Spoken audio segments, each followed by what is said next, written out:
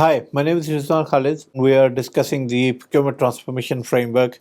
In today's episode, we will be discussing from the Procurement Maturity Index the return on investment. Before we go further, as I have been going on like a broken record, the procurement department in any organization is a cost center.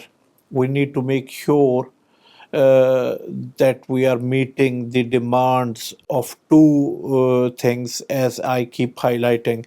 Either we are generating value or we are reducing risk to the organization.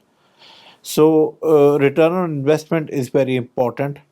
If your cost center is charging the organization, for example, £500,000, in most metrics, the reasonable return on investment is 5 times as much as your department's cost to the organization.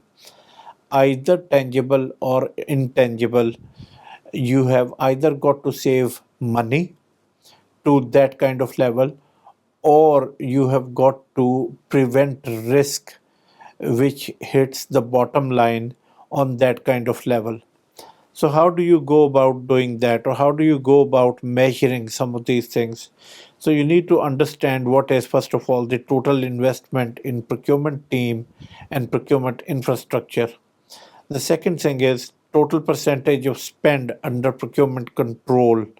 Is the organization spending £80 million a year, or how much of the spend is under procurement control?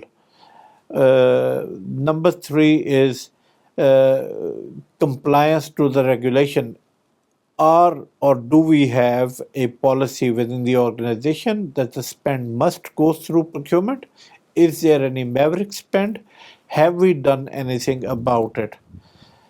Does the procurement team have mandate to create opportunities of value creation, i.e., is the procurement team currently allowed to look at the contracts done by external parties or other departments, essentially to suggest some changes in the contracts that will either bring value in terms of money or removes the risks from those contracts by renegotiating them?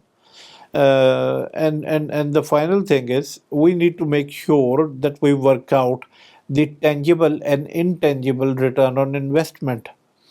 Essentially, it's a game of diminishing returns, what procurement can deliver.